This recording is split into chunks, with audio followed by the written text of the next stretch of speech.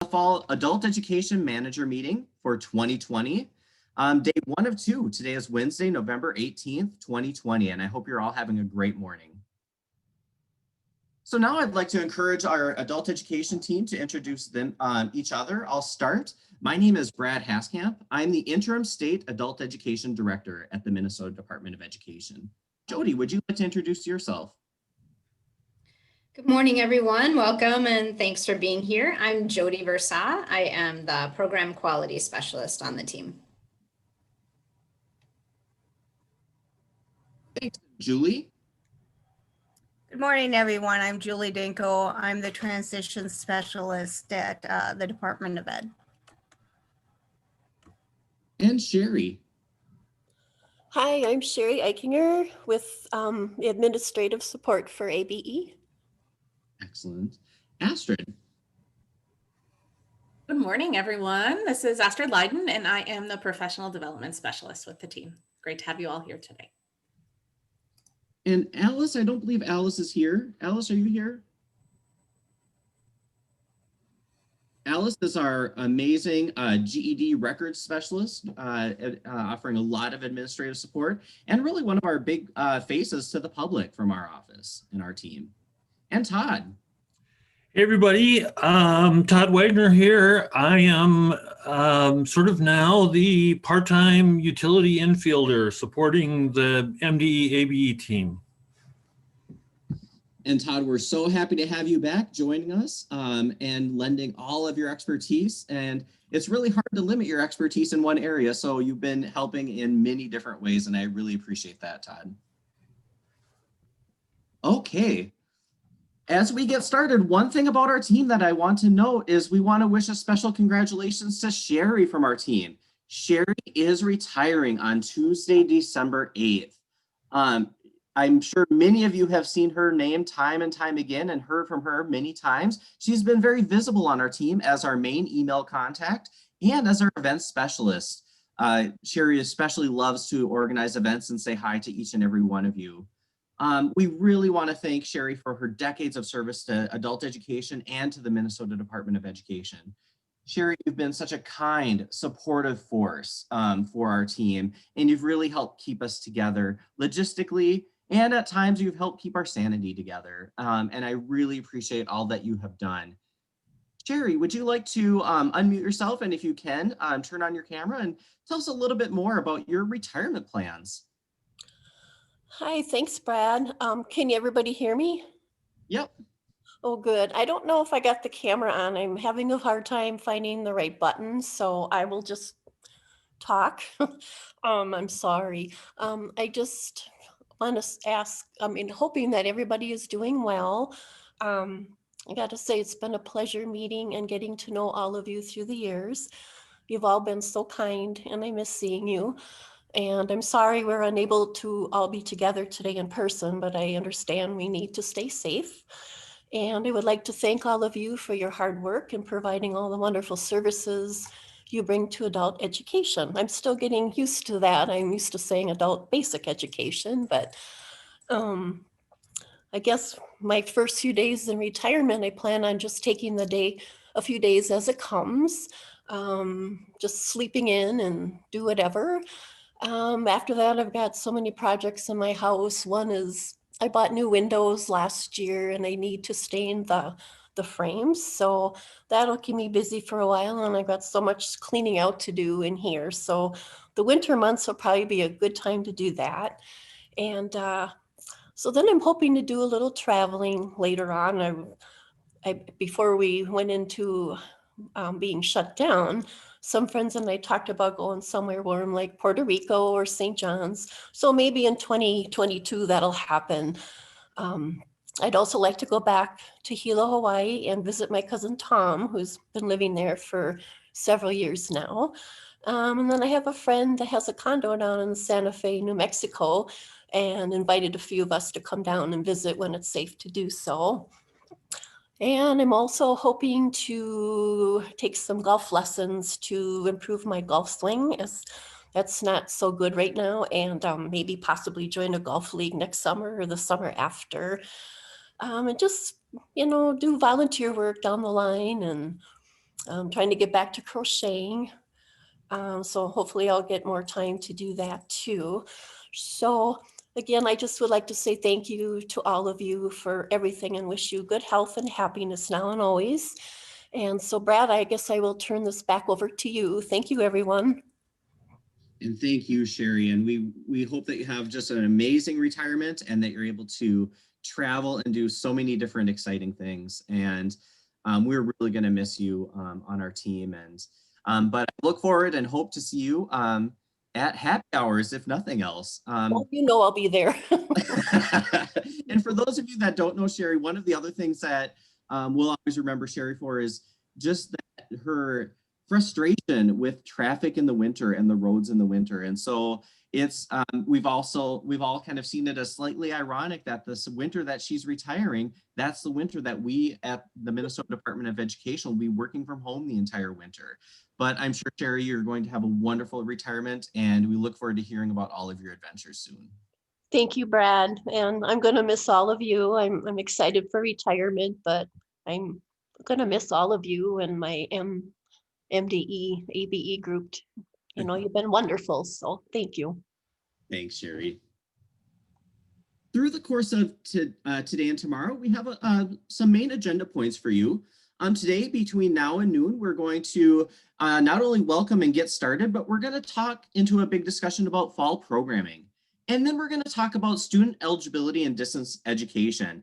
And tomorrow, we'll be tackling some of your questions, your big questions, talking about accountability, working with our partners, and career pathway programming in IET, integrated education and training. So, and in advance of today's session, we did send a bunch of materials to you via email. So we hope that you pull up that email and have those materials handy throughout today and tomorrow.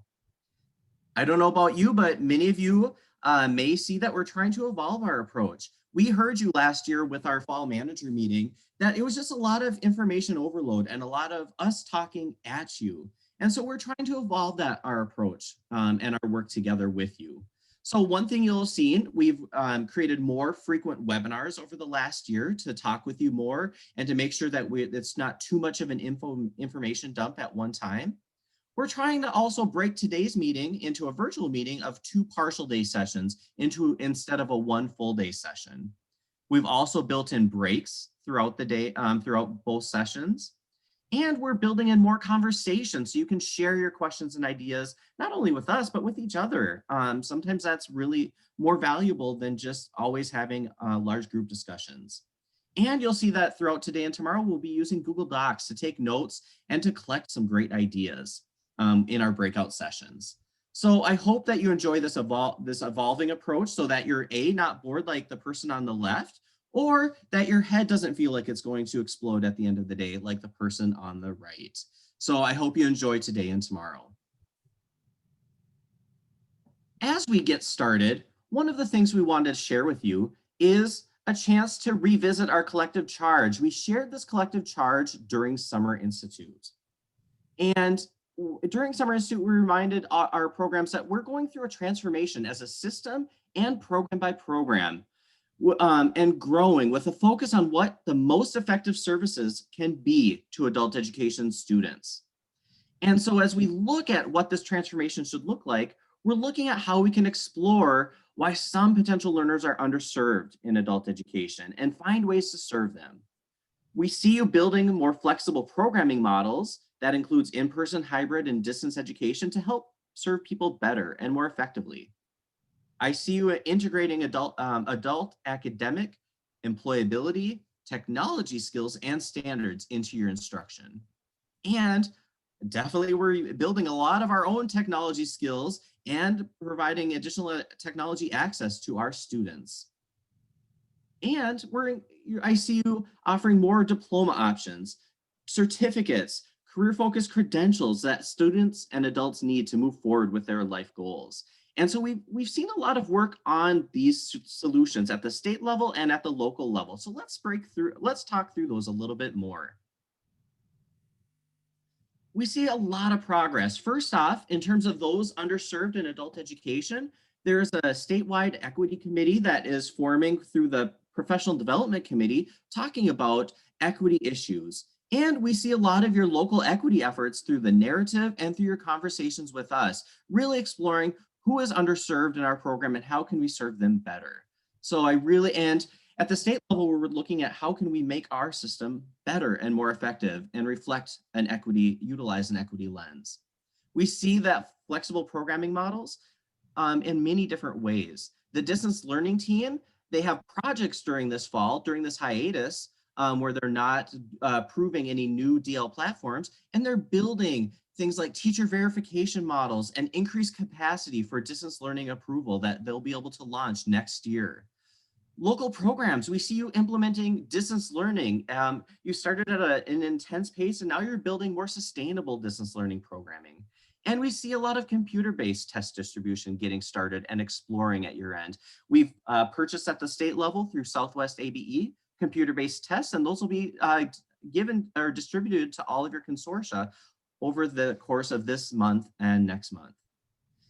And I encourage you as well, as you're seeing progress in these areas in terms of underserved students in adult education, in terms of flexible programming models, share a little bit of what you're seeing as well. Let's go to the next slide and talk about how we're making progress in some of the other areas. In terms of integrating the academic employability, technology skills and standards, we see the CCRS has moved to virtual cohorts this year. We see an increased focus on digital literacy and employability skills with your distance education models at the local level. In terms of technology, I hope all of you have seen the new North Star curriculum. And we see adult education programs buying laptops, buying tablets, buying hotspots, and distributing them, which is outstanding. We also then, with diploma certificates and credentials, you'll see that the High C's competition, which is the high school equivalency assessments, we're going through a competition to see which high school equivalency assessments will be approved in Minnesota. And that competition, the applications have been received, and we have reviewers that are currently reviewing applications. We hope to have the results announced in 2021, probably sometime around in the spring. We also see you documenting credentials, the career-focused credentials in SID. We also see you, we see your distance learning approaches incorporating adult career pathways. And so there's a lot of great work that I see you doing in each of these areas. And I see progress, not just at the state level, but really at the local level where you are adapting and evolving and working hard. So I hope to continue seeing some of the progress in your areas. And I appreciate all of your great thoughts that you've been chatting into the chat. And most of all, I really want to say thank you. This year has required more from you, more from your teams, more from your students, and from our partners. We're so thankful for your drive, your passion, your collaboration, and the innovations that you have continued to pursue, and that positive attitude that you've conveyed with us, with your partners, with the students, and with each other. As we continue to push and drive ourselves, we want to also urge you to focus on your well-being. Help us please promote and support the well-being of each of us and all of those around you, both at work and at home, because we want to respect everything that people are dealing with and all the struggles that people are handling, and really make sure that we are supporting one another during this time. And we want to not just continue to push you to drive and to innovate, but to really focus on balance and taking care of yourself. Thank you all so much for your great work. At this point, I'm going to turn it over to Jody and Astrid to talk about fall programming. Thank you, Brad. And I just want to second the thanks that Brad has expressed to all of you. We are truly, truly grateful to have an amazing team of adult educators throughout the state providing service to our learners and supporting each other. So kudos to each and every one of you. We want to start this fall programming discussion by checking in on what things look like right now in your programs. And we're guessing that maybe things are about to shift if they haven't recently. So we want to start with a poll to find out how you are currently serving learners. Carla is going to launch a poll. We'd like you to indicate whether you're primarily offering in-person instruction, whether you're doing at a distance only, or offering a combination of distance and in-person instruction. So we'll give you a minute to choose one of these options so we can get a sense of what things look like currently around the state.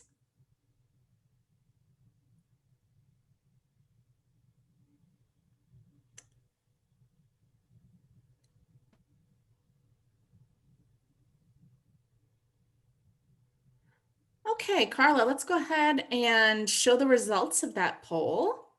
We can see that very few are currently primarily just delivering in-person instruction. Majority of our programs right now majority of learners are being served at a distance only, 62%. And then about a third of you providing services through a combination of distance and in-person instruction. So as I'm seeing in the chat here from Abby, things may be shifting, and some of you who have been providing in-person instruction may be moving to distance models. So let's go to a second poll and take a look at, for those of you who have been offering in-person programming, what do those services consist of? And if we can go to the next slide.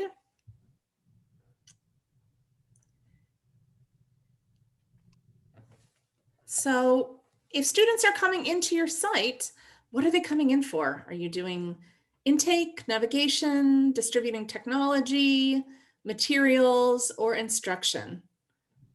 What does that in-person service look like at this point?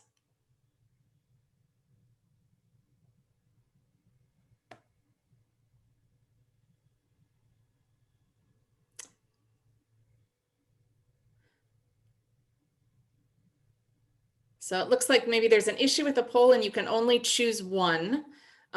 So if you can indicate the primary reason, and then if you want to elaborate in the chat, can do that.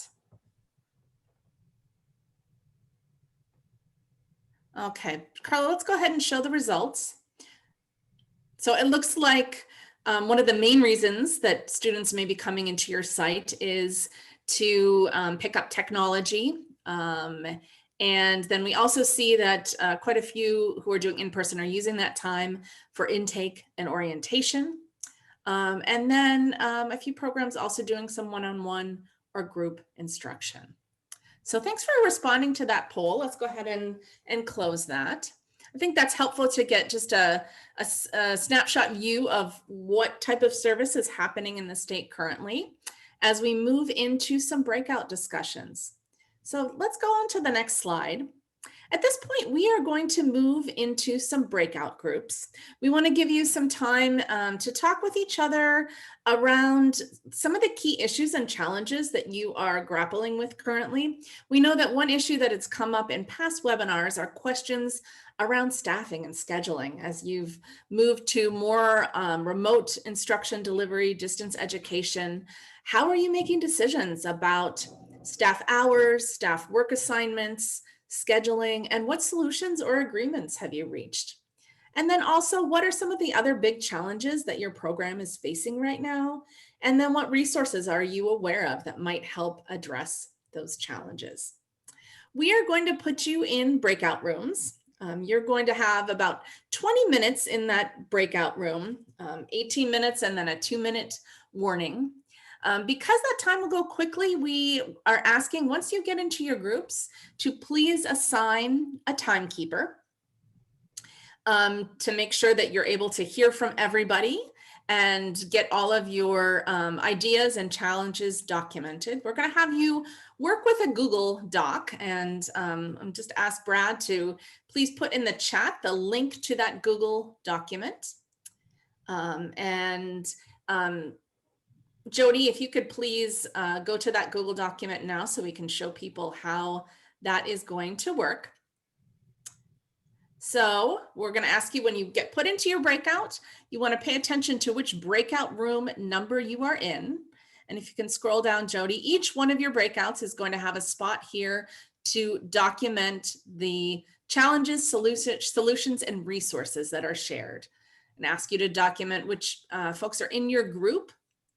And then after this discussion, we are going to be working to clean up the document and put it in a format that can be shared out, so we can continue collaborating and benefiting from the resources and solutions that have been found around the state. So Carla, are we ready to move into breakouts? Yes, I think we're ready. Okay, excellent. So we've got a large group here today. I'm going to ask you to please be patient if we need to shuffle a little bit to get everybody into the right room. We're going to take about 20 minutes and we'll see you back here then.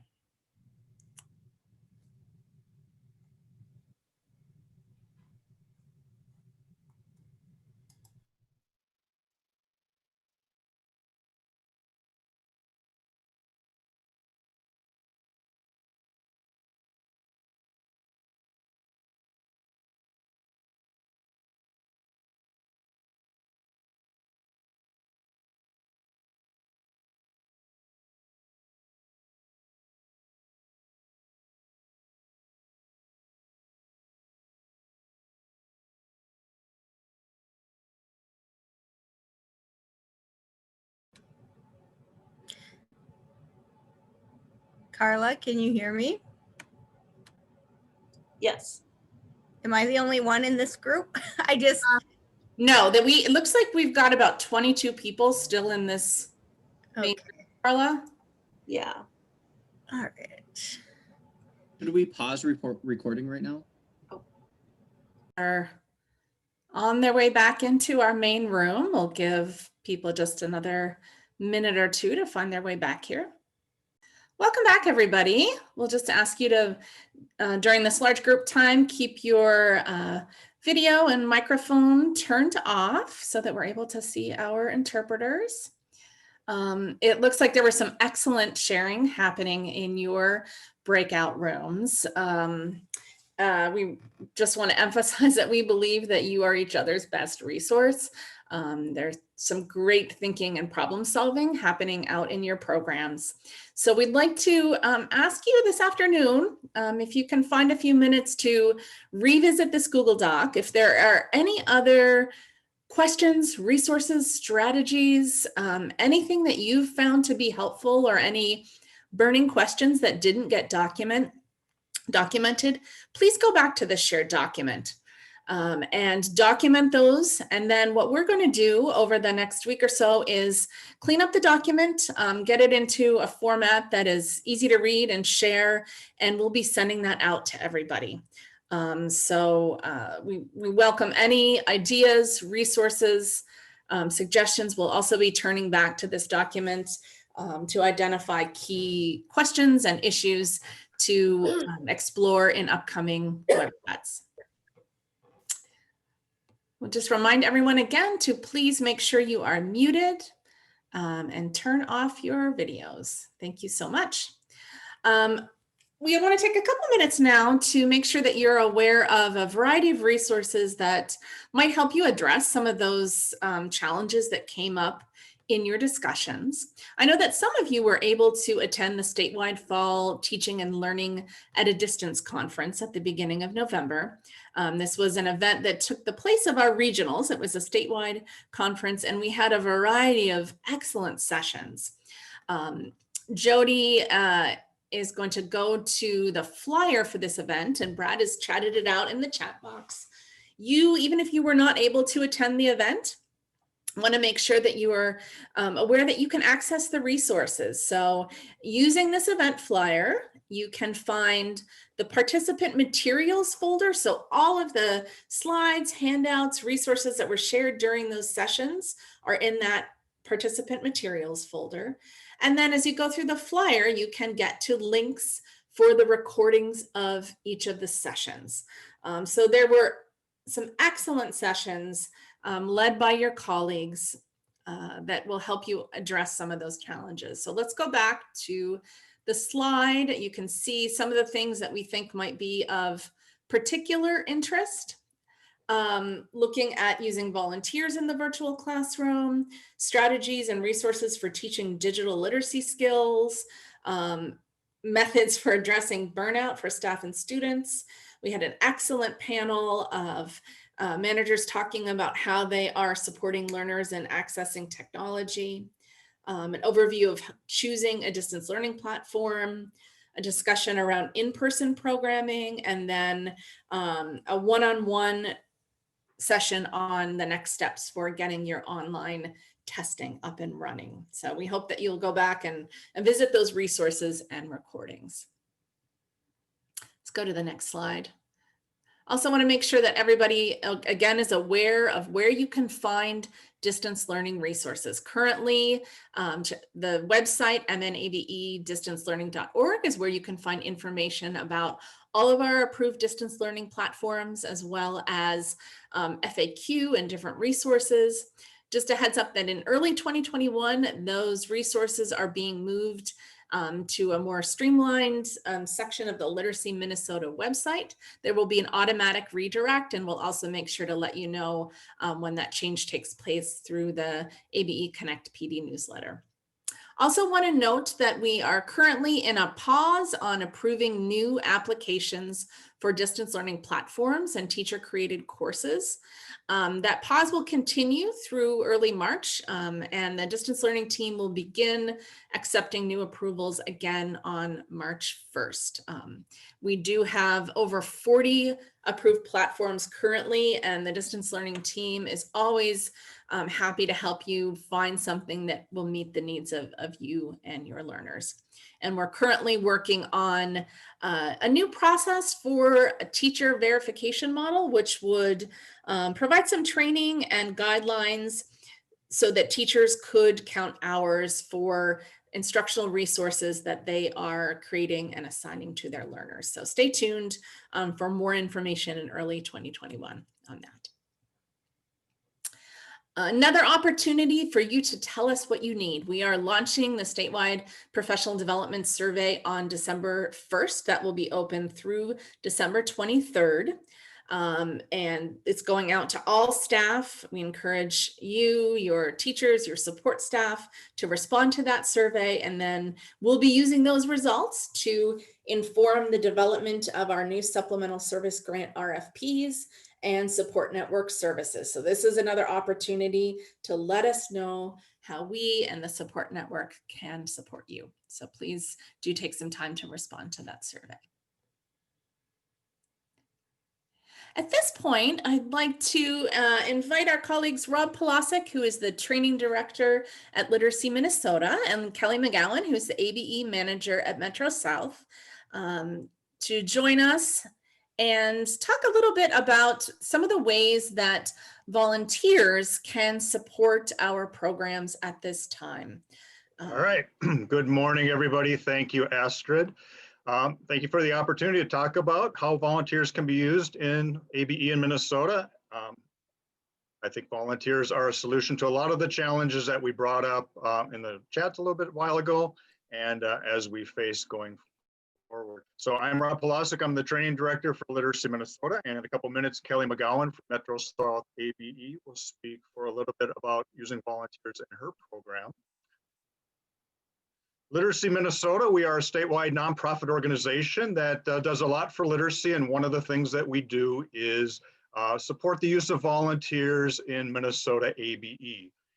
We used to be Minnesota Literacy Council. On January 1st, we changed our name to Literacy Minnesota. We thought that would be the most exciting thing that happened this year. That has not been the case, but we have a brand new name, brand new website, but we have the same mission, which is to support volunteers and promote the use of volunteers in adult-based education in Minnesota. We've been doing it for a long time. Most recent statistics from a normal year, which was 2018-2019, 5,150 volunteers, putting in 189,175 hours. And if anything, those hours are undercounted, those volunteers are undercounted, because we know that there is a lot going on with volunteers. COVID threw us for a loop a little bit, but I think, again, as we gain our equilibrium, we're realizing that volunteers are a solution to the challenges that we have. We have been very lucky to have a very strong relationship with the Department of Education. In a lot of states, volunteer programming is very, very separate, but in Minnesota, there's a very strong relationship between volunteer programming and volunteer activity and the professional ABE system. So just a shout out to the Department of Ed for the support that they give us, including the opportunity to talk today. So we've been doing it for 50 years, and volunteering in ABE used to look like that. And then COVID hit and it looked like that. So a little shift in what we're doing. I think a lot of programs very quickly figured out how to use volunteers in the new reality. And I think a lot of other programs are taking their time as they figure out what programming looks like. But I think we're all moving towards using more volunteers in ABE as we figure out this new reality. I kind of have this thought, how we use volunteers may have changed, but why we use volunteers really hasn't. And so we're using volunteers to support our students, to provide one-on-one attention, to do differentiated instruction, to do all the same things that we did before COVID hit, but we're doing it in a slightly different way. But again, volunteers are there to help us support our students. So one program that has very quickly figured out how to use volunteers is the Metro South program. And so I'm going to have Kelly talk a little bit about her program and how they are using volunteers. And then I'll talk about resources available to you. Good morning. I hope you can hear me. I'm having a little trouble with my internet, I guess, today. But I am Kelly McGowan. I am the director of Metro South Adult Basic Education, and we are a consortium of Bloomington, Edina, Eden Prairie, and Richfield. And we have had a very robust in-person volunteer program, and we've learned how to get those volunteers to help us with our online learning. Next, please. All right. COVID has greatly impacted our program, the same for all of you, as I'm sure as well. And what we have had to do is figure out how to utilize our volunteers. So before March 2020, we had many volunteers on site, and they were working in our classrooms with teachers or one-on-one with students, as well as helping in math lab and reading labs. Now we've been online since the end of March when the shutdown went into place. And we did make the decision to stay online starting in the fall as well. And as far as we know right now, we will be online through mid-January, and our school board will meet early January to make a decision about returning to campus or not. Don't know when that will be in 2021. So we are going to continue utilizing our volunteers because we need them. Next, please. Okay, Metro South volunteers so far this fall of 2020 have been working with students at Metro South in 3 different ways. They have been doing one-on-one tutoring online with students. They've been helping a teacher in the classroom, and that has also been online. So maybe in a breakout room, maybe one of the teachers takes, or one of the volunteers will take a small group and will be set up in a breakout room. And all of our classes are in Google Meet. So that is the approved use for distance learning from our district. So everything has to be done in Google Meet with the Google Suite. And some of our volunteers, bless them, are leading classes at our collaborative sites. So we have volunteer-led collaborative sites throughout our consortium, and they are continuing with that. Next, please. All right. For one-on-one tutoring online, students can get extra help from a tutor each week, like 1 or 2 days per week. They would sign up for that. The teacher, they would ask their teacher, and then the teacher will connect with our volunteer coordinator, who is Jessica Anderson, and she's at a MAVA conference today, so I'm presenting for her. Tutors help with reading, writing, listening, speaking, grammar, math, etc., conversation, anything that they deem necessary to help that student advance and progress. And many of our volunteers have served our program for over 5 years. So they're familiar with our students and their levels. They're able to transfer in-person learning to an online environment. And many of our volunteers are retired professionals. So they are really happy to help students in this format. Being online, they do not want to come into on campus, and we can't anyways at this point, but they've stepped up to the challenge and are doing great work helping students. Next, please. So here's an example of helping a teacher in the classroom. I mentioned earlier that they do breakout groups, small group discussion, that's most common. Teachers are learning to break the classes into groups, and many of them utilize this very efficiently, and they're doing a great job with it. Some teachers have multiple volunteers, so they have multiple small groups. And teachers also have reading circles or conversation circles at the end of class each day, and the volunteer will act as a facilitator of those. The teacher usually will give them the curriculum and the materials and ideas of what the students will need to work on. So, and then they'll go over that with the volunteer before the class starts. Volunteers help explain directions. They can demonstrate a task. Some of our volunteers have also helped with technology, which has been a blessing. We do have volunteers from the University of Minnesota who are helping our students, and that has been working very well because those youngsters, I call them, the young university students, are best able to help our students with a lot of the technology issues. So I highly recommend that you try to, get some volunteers who can help with technology, because that has been a godsend for us.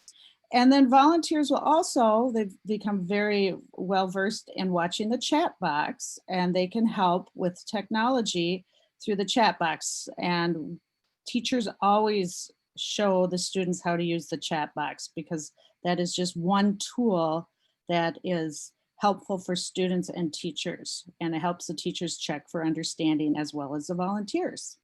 Next, please.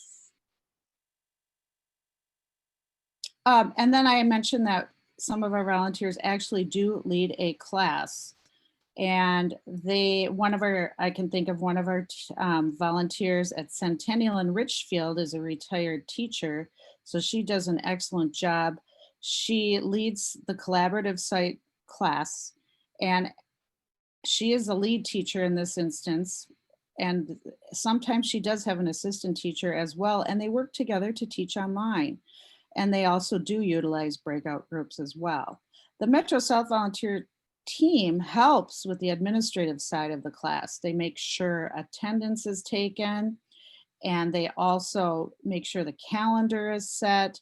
They also help out with curriculum materials. And some volunteers in one of our higher level classes, we have a volunteer that I can think of who is helping with a higher level class in Edina, reading books. So his online class is centered around a novel. And then that elicits discussion and questions. And it's nice. They're also teaching the students to utilize the camera, so everybody feels like they're part of the environment, and they're able to work together and work through the novel. And then volunteers are also great for connecting students to other resources in the community. So they are very helpful with that. Next, please. Here are the issues, though. We can't say it's been all roses, rainbows, and sprinkles. The Google Meet constantly changes. We've found that with the Google Suite, they're always doing updates to the program. And our volunteer team at Metro South Volunteers often has to retrain the volunteers. And that comes with a bit of patience and a bit of grace. issues with technology. Some volunteers need lots of extra training. And again, we work through that. We realize that a lot of volunteers are not well versed with technology. So, but we also get the comment from the volunteers too. Thanks, this is great for me because I'm learning things that I never knew were possible with technology. There are issues with the internet, and the volunteer team at Metro South needs to be available and ready in case that they have to help with tech issues. And sometimes students don't show up to the one-on-ones that are scheduled.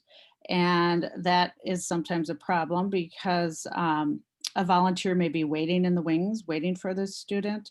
So somebody from the volunteer team has to call or email or remind students about the meetings. So we don't want to waste our volunteers' time. And we are very specific with our students that if you've requested a one-on-one meet with the volunteer, please be respectful of the time that this volunteer is giving. Next, please. And Metro South volunteers, here's some great pictures. In the 2019-2020 program year, our volunteers gave us 5,584 hours of their time, which is just incredible. We have 140 volunteers at this time. Before COVID, we had 140 volunteers at 6 locations. And they support our adult learners with ESL, GED, adult diploma, college prep, career pathways, learning exchange. And they often will say they get more out of being a volunteer than what they feel they give to the students. So it's just a beautiful program. And I can't thank the Metro South volunteer staff enough. Jessica Anderson, Judy Stelmazak, and Suzanne Jost work to support this whole program. And I just think it just gets better all the time. So I'm very proud of them. And I'm just here to deliver this message today. So thank you. Any questions?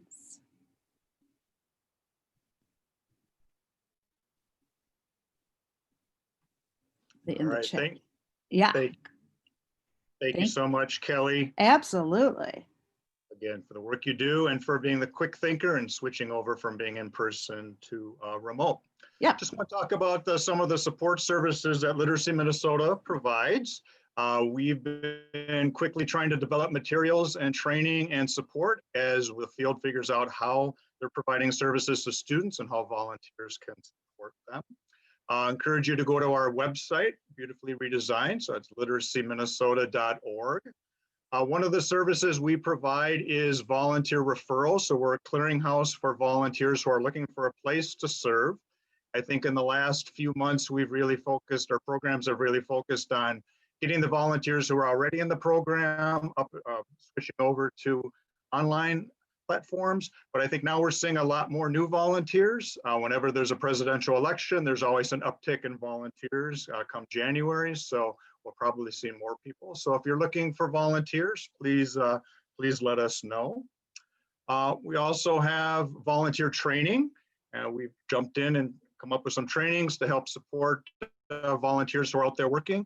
Kudos to my colleague, Andrea Eckelberger, who thinks very quickly and very quickly came up with some great trainings. So the Remote Tutoring 101, Lesson Planning 101, Adapting Material 101 really focus on how to do things in a virtual environment. And then a wide range of in-services that traditionally we've done in person for in-person instruction, and we've switched over to adding an overlay of how can you do this virtually. And the webinar format, 2 or 3 a week, and they're free for everybody. You can find out about them on the Literacy Minnesota website or on the Atlas calendar. And teachers can come as well. Also have a resources for educators page, which has a variety of things. A new section we've added in the last few months has been our remote tutoring resources, which are tools for helping volunteers and teachers figure out how to navigate the virtual environment. So if you click on that link, you would come to this page We have checklists for tutors and teachers on things you need to know about WhatsApp or Meets or Zoom. We have some guides for how to use these resources, some Zoom video guides. As Kelly said, this technology changes by the minute, and so we're updating these resources constantly. And then one of the tools that people said they wanted were lesson plans for volunteers. Since a lot of volunteers are doing things one-on-one, we need some resources. So we've started to gather up some resources from your colleagues who have put together things for volunteers, and they've been gracious enough to share. So please visit that link and you can see what's available there.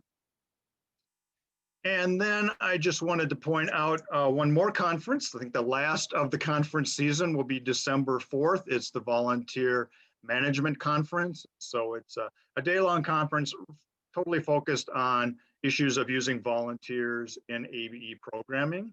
And Astrid chatted out the link. Encourage you to attend. Some great sessions. So we're excited to have a day to really look at how to use and the value of using volunteers in ABE classes. All right. Again, thank you for all the work that you do. And thank you again to the state staff for really supporting so much the use of volunteers in ABE.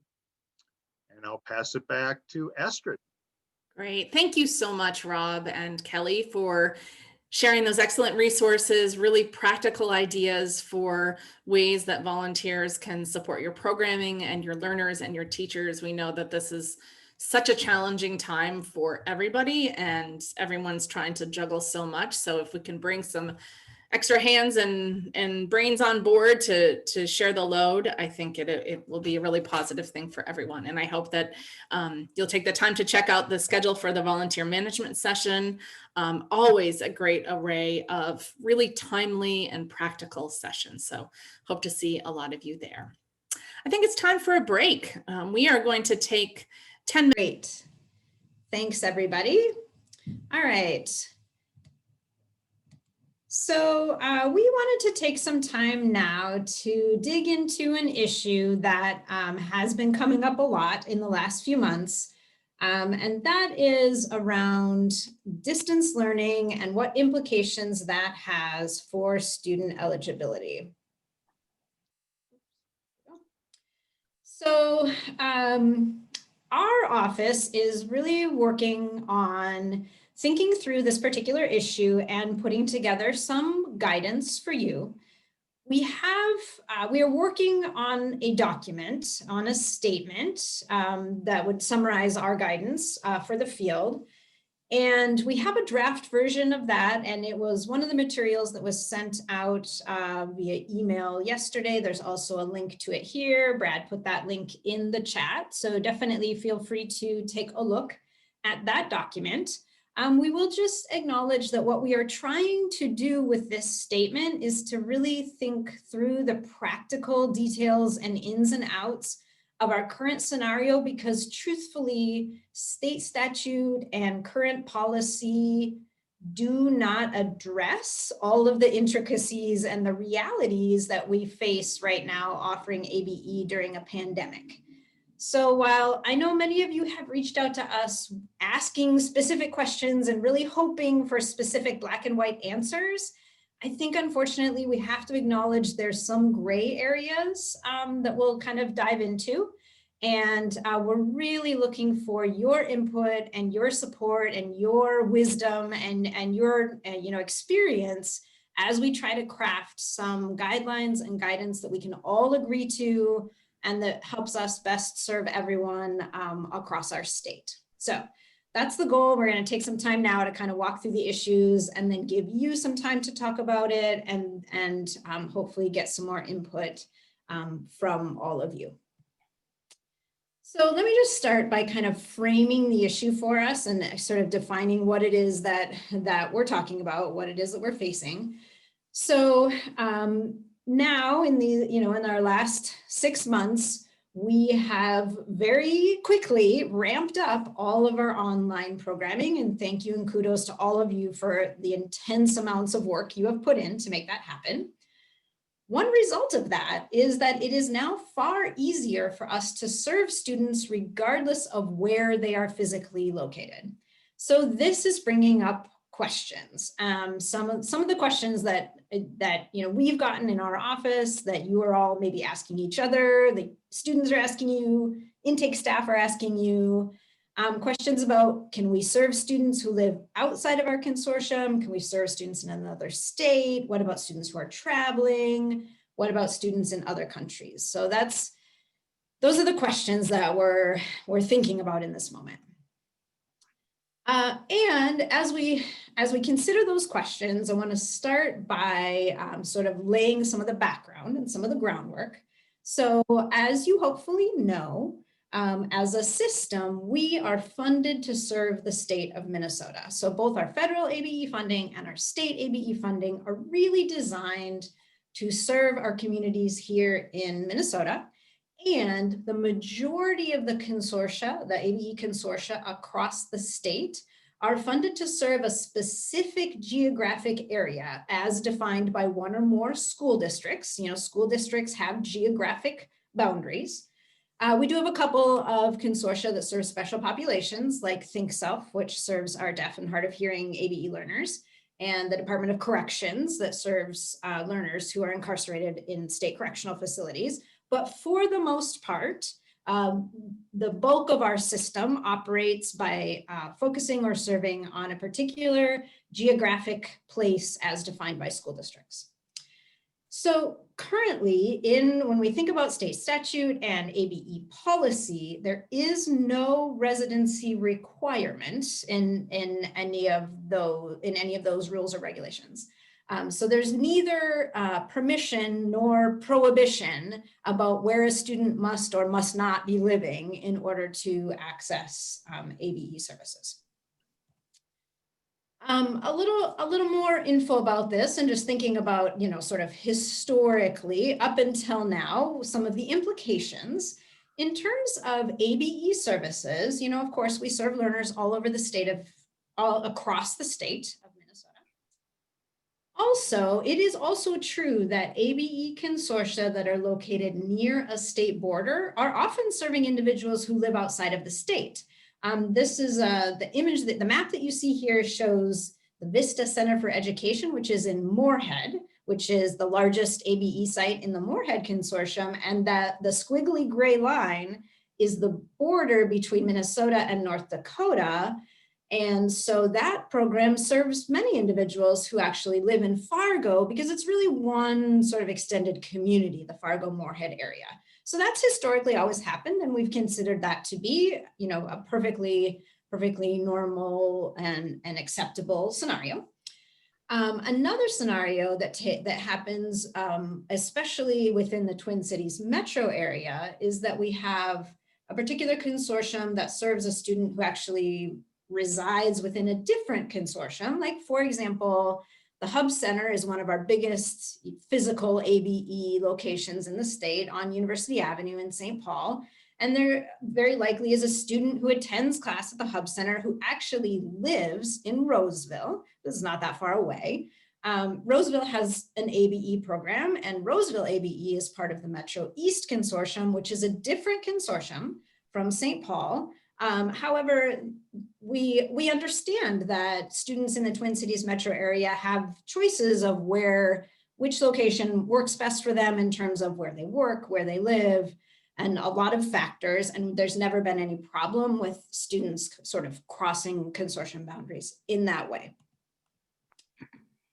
However, in the current moment, with distance learning, this is getting a little bit more complicated, right? So again, thinking back, we've had distance learning for a while, right? Many of you have been doing distance learning with adult ed students for years, but we can all agree it's shifted now. But back before we were in a pandemic and before we were forced to do so much virtual learning, we had a general guideline, which was, if you want to serve a student and they only want distance learning, that's okay, but they should be able to physically come to your building at least to do intake and orientation, and then every 40 to 60 hours for post-testing.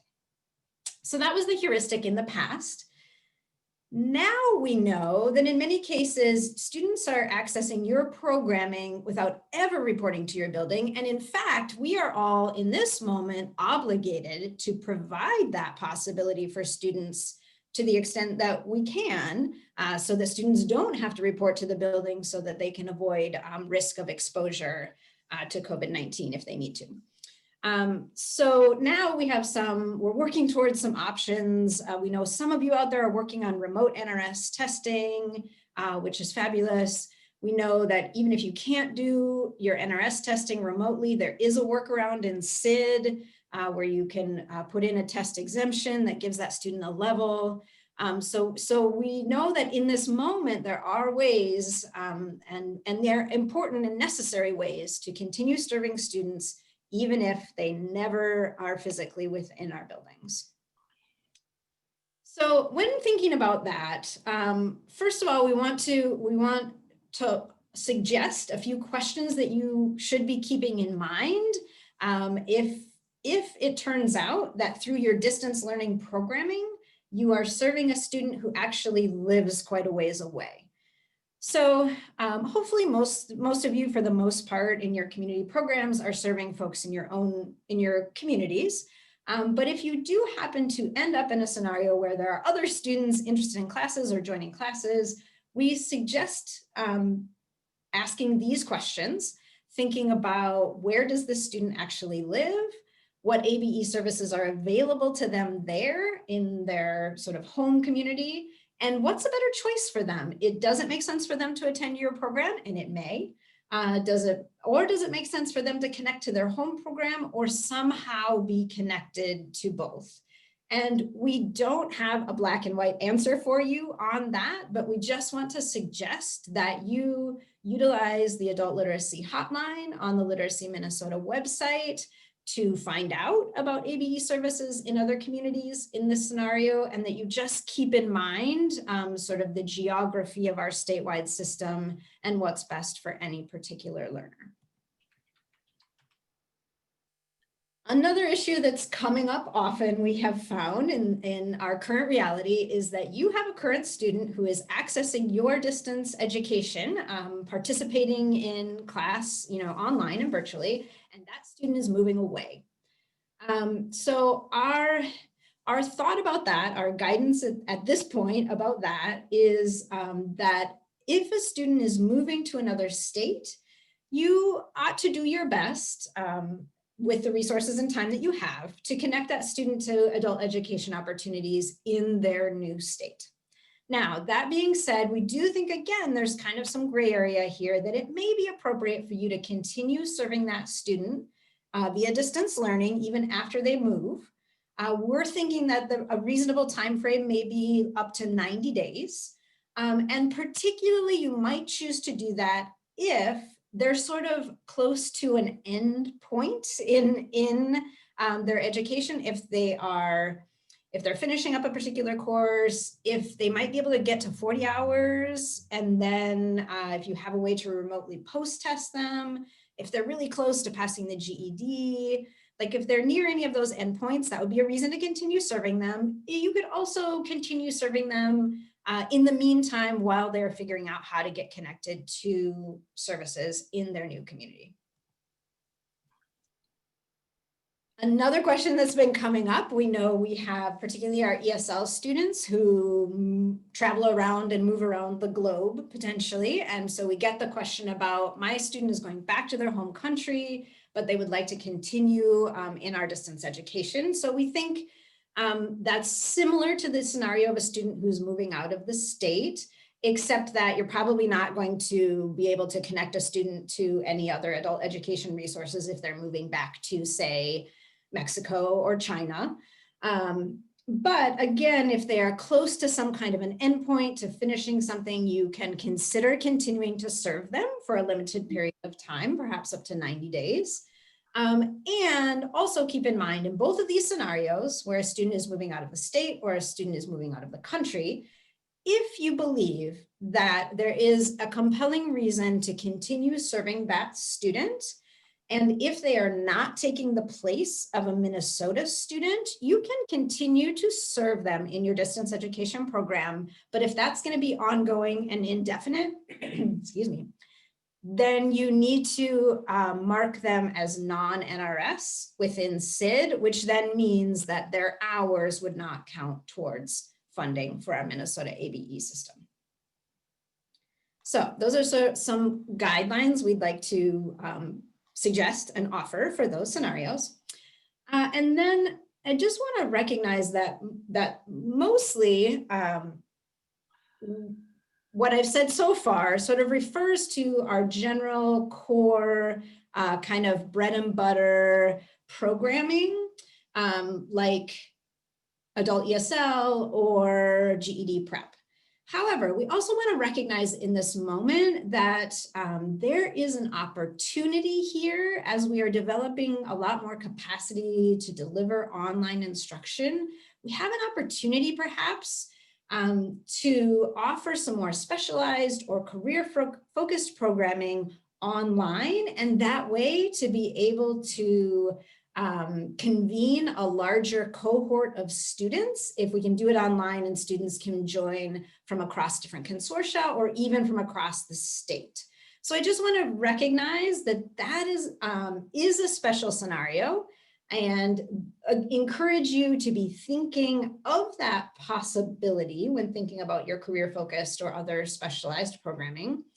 And I want to let you know that tomorrow, in tomorrow morning's session, we will have some time to think specifically and discuss more specifically about career pathway and other career-focused type programming. So we'll have another chance to kind of think about that tomorrow. But I did just want to acknowledge that that presents kind of an additional layer or a special kind of a circumstance where where we really encourage consortia to be thinking regionally and collaborating to do that kind of work, especially now as we think about how that can happen online. So at this point, we would like to have you head back into your breakout groups. And we're really interested in you having the opportunity to kind of work through and talk through these ideas and questions that I have just shared. Again, we have a Google Doc for you to take some notes on.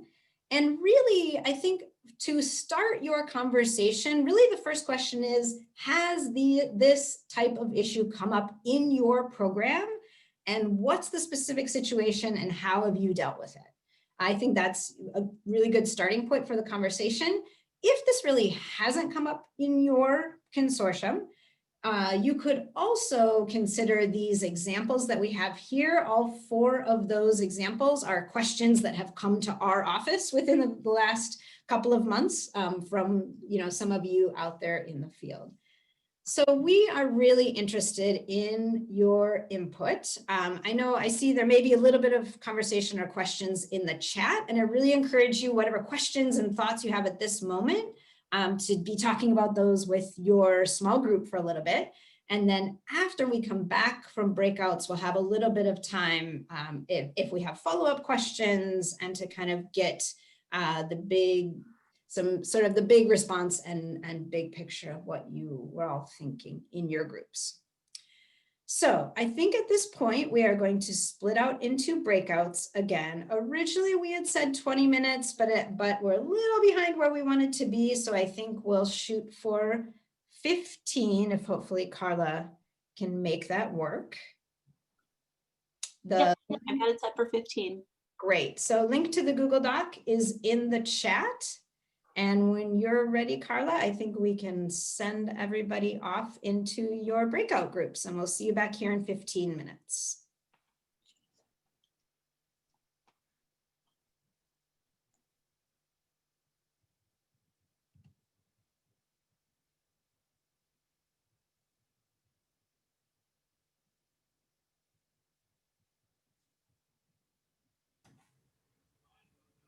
Carla, do you want to pause the recording?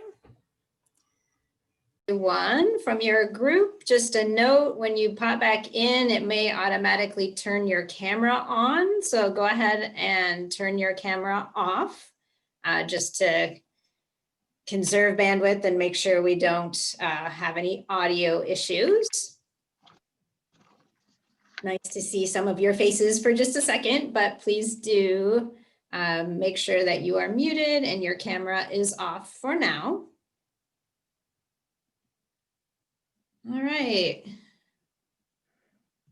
Great, thank you. Fun to see a lot of contribution and sharing happening in the Google Doc. So thank you for that.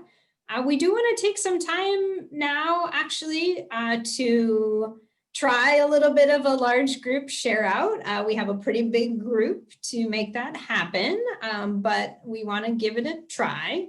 So we'd like to just take a few minutes for you to mention any key issues or questions that came up in your groups, any input you have to share, any other thoughts about the statement or the guidance that we are looking to provide to the field on this issue.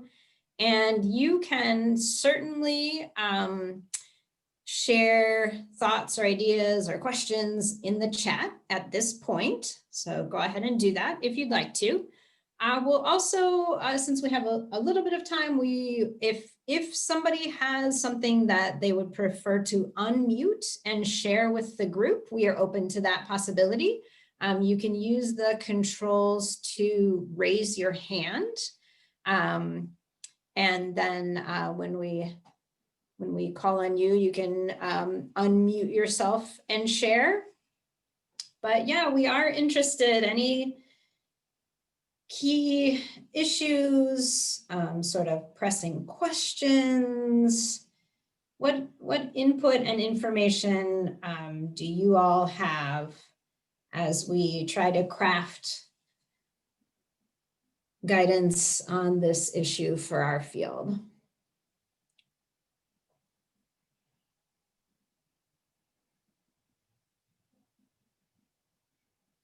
All right, so thank you, Bergen, mentioning that scenarios may be pretty common. If a student intends to return, we continue serving them. If they can't do a referral or mark the student as non-NRS, yeah. Nadine, I see your question about the 30 minutes. Let's hold that for just a minute until we have a chance to work through input on this particular topic. But yes, I see your question, Nadine, and we can address that in just a second.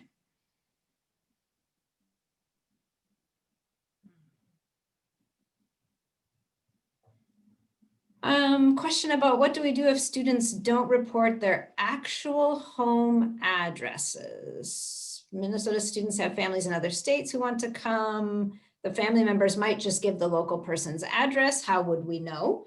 That's a good question, Susan. I think, we should be asking students for their home address at intake.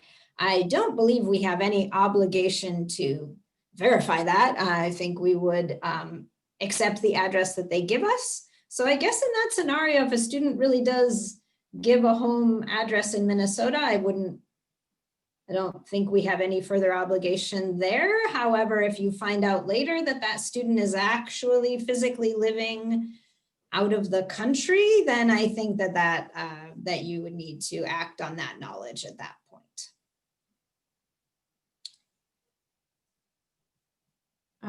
Meg, I see your comment about your group can better serve students. I'm not exactly sure what you mean by it. Maybe you can say more about that. Jody, she did add in the chat just now, her questions kind of are, why not offer a course across the region or state so it doesn't need to be duplicated? Maybe the question is, what is fairest to the student, not the program? What is the most appropriate programming option for the learner? Yeah, that's an excellent point, Meg. We should not solely be making decisions based on what's best for our consortia, or what's best for our funding formula, or what's best for counting hours. We should be making decisions based on what's best for the individuals that we are serving. Absolutely. I agree with that sentiment. I do think sometimes the logistics get a little complicated, right? Because I think you can make an argument for all other things being equal, it's best for a student to be served in their local community where they have the possibility to have in-person relationships with ABE staff. Now that looks a lot different in this era of pandemic, of course, so yeah, I absolutely hear that, and that makes a lot of sense, Meg. And I still think there are reasons why we want to promote the idea of ABE programming within our physical geographic communities. And Jody, I would just add that I think we believe that that's especially true for our general ABE programming. So your general ESL classes, general GED prep, general reading classes, that is the case. As Jody mentioned in the final slide overviewing the statement, we do see career focused programming and some specialty programming to be a little bit different, since those are things that not every program can offer, or every program has the capacity to offer, and we want students to have access to those different services. Yes, absolutely. Right, which, yeah, exactly, Penny, what you are saying in the chat, there's a difference between regular ABE programming and adult career pathway work. Absolutely, I think there are very real reasons why we need to think about career pathway work at a broader level, not just in individual communities across the state, but maybe regionally or even statewide. But for general ABE programming, I do think we want to think about connecting students to their local communities. Let's see, now we see lots of messages. Astrid, can you help me decide where we can? Yes, and we may not be able to read all of these out today, but we will download the chat and have a chance to look at them before we come back together tomorrow, if there are any points that we want to bring to the whole group. Yep. I see your question, Linda, about the language being shared. Yes. I mean, we are working on a statement that will sort of serve as, more or less official language from our office, and we will share these slides after today's meeting, so have access to those as well. Yeah. Another issue that's coming up in the chat is the issue of scheduling.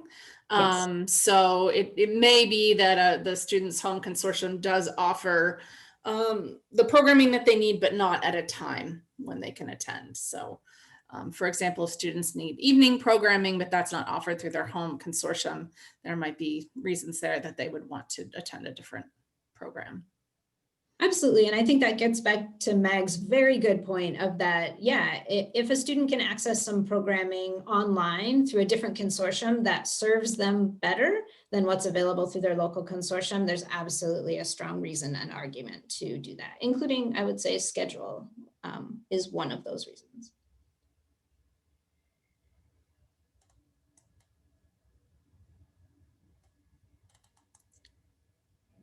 Caroline's also raising the issue of program quality, that if a student has a better experience in one consortium or another, I would want that learner to go where he or she feels like they are getting the best experience.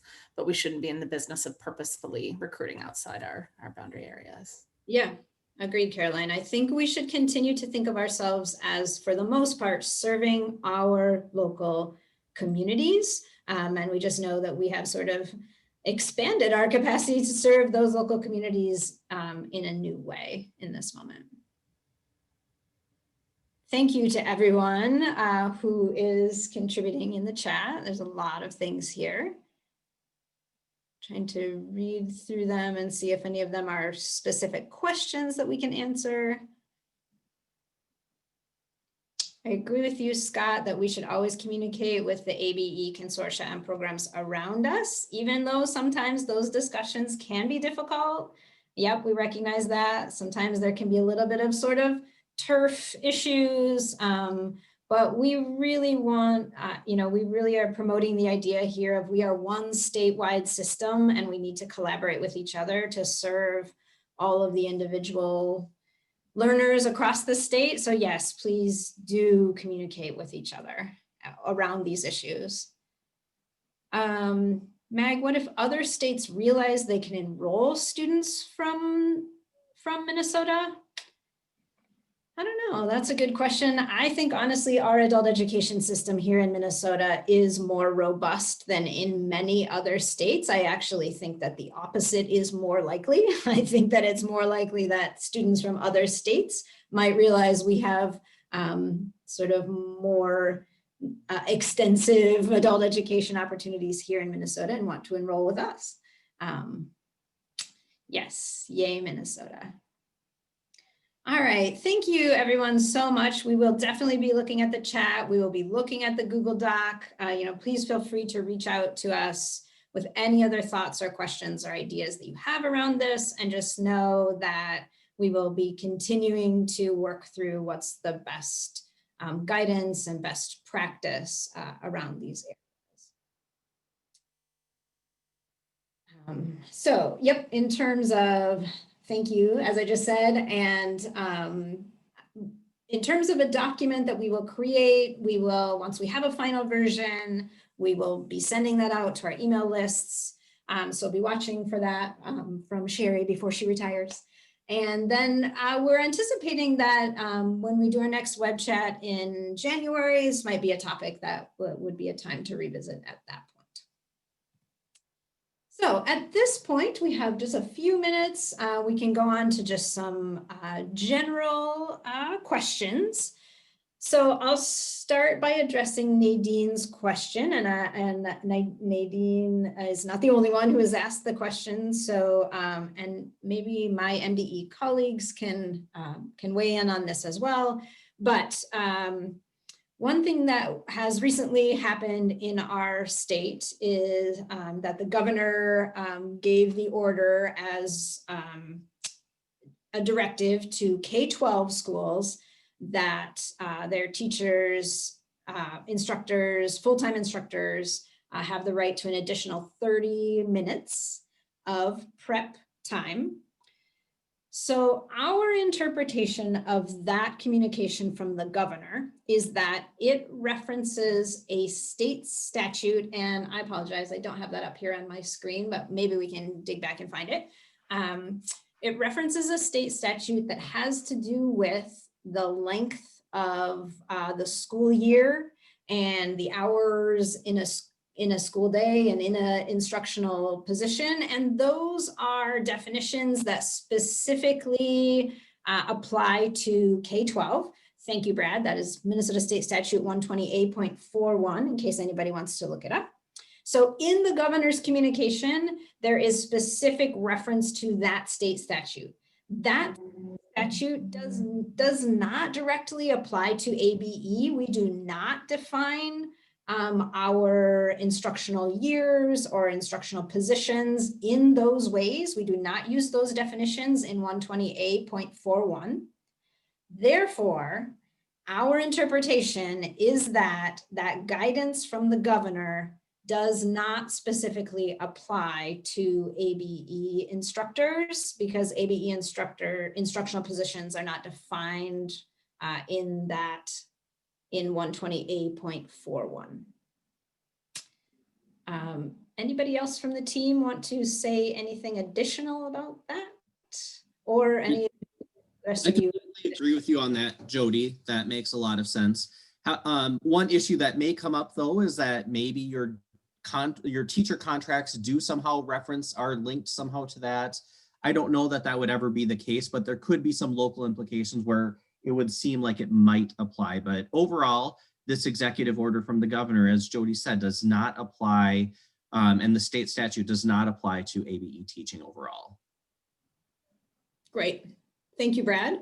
If there are other specifics or other follow-up questions on that, feel free to put them in the chat or to email us, and potentially might be something we could address tomorrow in our second part. But for now, we do need to wrap up to close by noon. So at this point, I'm going to toss it back to Brad for some closing thoughts. Excellent. Thank you, Jody. And thanks to everyone for all of your contributions today, day one of our fall manager meeting for adult education. It's been a great conversation and there's so much to talk about right now. It's actually really hard to limit our topics, but what we acknowledge is that through all of this, we're kind of talking through a lot of the changes that we're going through. And the change can be uncomfortable, evolution can be stressful, but these innovations will help our system and our systems can become better. Even though we're being forced into certain adaptations now, hopefully they can help us create better, stronger, and more flexible adult education programming in the future. So as we leave, we want to kind of leave you with some food for thought. What are some of these innovations and systems that you're developing or building that in the moment that you'd like to make permanent as part of your program? How will these changes affect your programming in the future beyond the pandemic? So I really want to hope that you take some time to consider that food for thought and to think about what can we do for the better in the future here to make a more robust, a more effective system. So let's go to the next slide. As we prep for tomorrow, we look forward to seeing you again at 9:45 in the morning. You will be using the same meeting link for Zoom that you used today to get in. And we want to make sure that you have some of these documents handy that we sent to you. We will be talking about the Minnesota Adult Education Performance Targets, the Minnesota Supplemental IFA, which is the infrastructure funding agreement with our career force, that compliance guidance. We also will be referencing some items from the November 2020 state adult education updates. And we'll be talking through some key points from the statewide performance report, basically our adult education report to the feds. And so we'll be talking through that. Our topics tomorrow are accountability and data, working with our partners, and career pathway programming and IET. But don't worry, we'll also have time for your questions. You'll see that Astrid has posted a link to where these documents, not only are they on email, but they are available on the mnabe.org website. In addition, we also want to make sure that as we leave today, that you think about the challenges, the solutions, and the resources that you were brainstorming early on today with your fall programming. Continue to log into that or link to that Google Doc. Astrid has shared that Google Doc. Go back in there and add any additional insights that you might have that will help us so that we can compile that list and share that with everyone going forward. Thank you all for your time today. And I hope that you have a great rest of the day and we look forward to continuing this great conversation tomorrow. Anyone from the team want to chime in?